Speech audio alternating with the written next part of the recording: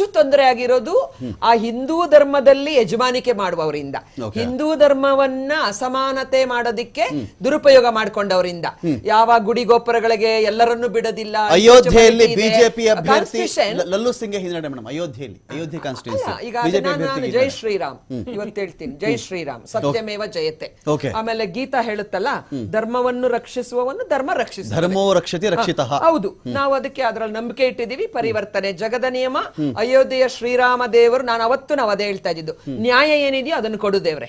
ಈಗ ಅಯೋಧ್ಯೆಯ ಪ್ರಾಬ್ಲಮ್ ನನ್ನ ಇವತ್ತು ರಾಜೀವ್ ಅವರು ನಮ್ಮ ನಡುವೆ ಇಲ್ಲ. ನಾನು ಅವರ ನೇಚರ್ ಬಗ್ಗೆ ಒಂದು ಉಲ್ಲೇಖ ಮಾಡಬೇಕು. ವಾಜಪೇಯಿಜಿ ಇವತ್ತಿಲ್ಲ. ವಾಜಪೇಯಿಜಿಗೆ ಒಂದು ತೀವ್ರವಾದಂತಹ ಹೆಲ್ತ್ ಸಮಸ್ಯೆ ಬಂದಾಗ ಹೊರದೇಶಕ್ಕೆ ಕಳಿಸಿ ಚಿಕಿತ್ಸೆಯನ್ನ ಮಾಡಿದಂತಹ ರಾಜೀವ್ ಗಾಂಧಿ ಮೃತರಾದ ಮೇಲೆ, ಅಂದ್ರೆ ಅವ್ರು ಇರೋ ತನಕ ಹೇಳ್ಕೊಳ್ಳಿಲ್ಲ ನಾನು ಅಟಲ್ಜಿಗೆ ಹೆಲ್ಪ್ ಮಾಡಿದೆ ಅಂತೇಳಿ. ಮಾಡೋದನ್ನಲ್ಲ, ಆಡಿಯೋ ಮಾಡೋದವನು ರೂಢಿಯೊಳಗುತ್ತಮ ಅಂತ ಹೇಳ್ತಾರಲ್ಲ ಹಾಗೆ. ಅಂದ್ರೆ ಅದು ಎಲ್ಲರನ್ನ ಜೊತೆಯಲ್ಲಿ ತಗೊಂಡ್ ಮಾಡ್ಬೇಕು.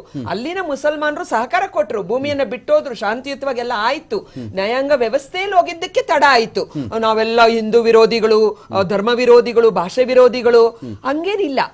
ದಕ್ಷಿಣದ ಅಸ್ಮಿತೆ ಉಳಿಬೇಕು, ದಕ್ಷಿಣದ ಸಾಂಸ್ಕೃತಿಕ ಐಡೆಂಟಿಟಿ ಉಳಿಬೇಕು. ರಮಕಂತ್ ಒಂದ್ ಪ್ರಶ್ನೆ, ಆರ್ಟಿಕಲ್ 370 ಬಂತಲ್ಲಪ್ಪ, ಕಾಶ್ಮೀರಿ ಪಂಡಿತರನ್ನ ಅಲ್ಲಿಂದ ಸ್ಥಾನ ಪಲ್ಲಟ ಸಂಪೂರ್ಣ ಕಳಿಸ್ಬಿಟ್ರಲ್ಲ, ಇನ್ನು ಎಷ್ಟು ನಂಬರ್ ಕೊಡೋಣಪ್ಪ ನಿಮ್ಮನ್ನ ಅವ್ರನ್ನ ವಾಪಸ್ ಅಲ್ಲಿಡಕ್ಕೆ? ಯಾಕಾಗ್ಲಿಲ್ಲ? ಆಮೇಲೆ ಮುಸಲ್ಮಾನರನ್ನ ಇಷ್ಟು ಕಾರ್ತಿರಲ್ಲಪ್ಪ. ಈ ದಾವೂದ್ ಇಬ್ರಾಹಿಂ ಅಂತ ಒಬ್ಬ ಪಾಕಿಸ್ತಾನ ನಮ್ಮ ಶಕ್ತಿಗೆ ಹೋಲಿಸಿದ್ರೆ ಏನಲ್ಲ ಬಿಡಿ, ಅವ್ರದೇ ಸಮಸ್ಯೆಗಳಲ್ಲಿ ಮುಳುಗೋಗಿದ್ದಾರೆ. ಅದ್ ನಮ್ ನೆರೆಯಲ್ಲಿ ಇದೆ. ಅದನ್ನ ನಾವು ಇವಾಗ ಹೆಂಗೆ ಶುಗರ್ ತರ ಬಾರ್ಡರ್ ಲೈನ್ ಅಲ್ಲಿ ಇದ್ದಾಗ ಮಾಡ್ಬೇಕು. ಭಾರತದಲ್ಲಿ ಯಾವ ಸರ್ಕಾರ ಬಂದ್ರು, ನಾನೇನ್ ಬಿಜೆಪಿ ಅವರಂತ ನಾನು ಅವ್ರನ್ನ ವಿರೋಧ ಮಾಡ್ತಾ ಇಲ್ಲ. ಯಾವುದೇ ಕೇಂದ್ರ ಸರ್ಕಾರ ಬಂದ್ರು ಭಾರತದ ಹಿತವನ್ನ ರಕ್ಷಣೆ ಮಾಡಕ್ಕೆ ನಮ್ ವಿರೋಧಿಗಳೇ ಆಗಿರ್ಲಿ ಅವರು ಬರ್ತಕ್ಕಂಥದ್ದು. ಹಾಗಾಗಿ ಈ ದೇಶ ಪ್ರೇಮ, ದೇಶಭಕ್ತಿ ಯಾರು ಸೊತ್ತಲ್ಲ. Doctor CN. ಮಂಜುನಾಥ್ ಅವ್ರ ಬಗ್ಗೆ ರಿಸಲ್ಟ್ ಎಕ್ಸ್ಪೆಕ್ಟ್ ಮಾಡ್ತಾ ಇದೀವಿ, ಗೆಲುವು ಅಂತ ನೋಡ್ತಾ ಇದೀವಿ ನಾವು. Doctor CN. ಕರ್ನಾಟಕ ಅಪ್ಡೇಟ್ಸ್ ಕಡೆ ಬಂದ್ಬಿಡೋಣ ನಾವು. ಬ್ರೇಕಿಂಗ್ ಅಲ್ಲಿ ಬರಲಿ ಅದು. Doctor CN. ಮಂಜುನಾಥ್ ಅವರು ಗೆಲುವು, ತೇಜಸ್ವಿ ಸೂರ್ಯ ಗೆಲುವು ಅಂತ ಬರ್ತಾ ಇದೆ. ಅದರ ಅರ್ಥ ಸೋಮ್ಯಾರೆಡ್ಡಿ ಸೋತರು ಅಂತ, ಡಿ.ಕೆ. ಸುರೇಶ್ ಸೋತಿದ್ದಾರೆ ಅಂತ ಹೇಳಿ ಒಂದು ಕಡೆ ಅಪ್ಡೇಟ್ಸ್ ನಮ್ಗೆ ಸಿಗ್ತಾ ಇದೆ. ವೆರಿಫೈ ಮಾಡೋಣ. ಕರ್ನಾಟಕ ಅಪ್ಡೇಟ್ಸ್ಗೆ ನಾವು ಕರ್ನಾಟಕ ಅಪ್ಡೇಟ್ಸ್ಗೆ ನಾವಿಲ್ಲಿ ವೆಯ್ಟ್ ಮಾಡ್ತಾ ಇದ್ದೀವಿ ನಾವು. ಇನ್ನೊಂದು ಕಡೆ ಅವಧೇಶ್ ಪ್ರಸಾದ್, ಸಮಾಜವಾದಿ ಪಾರ್ಟಿಯ ಅಭ್ಯರ್ಥಿ, ಅಯೋಧ್ಯೆಯಲ್ಲಿ ರಾಮಲಲ್ಲಾ ಪ್ರತಿಷ್ಠಾಪನೆ ಆದಂಥ ಅಯೋಧ್ಯೆಯಲ್ಲೇ ಬಿಜೆಪಿಗೆ ಶಾಕ್ ಸಿಗ್ತಾ ಇದೆ.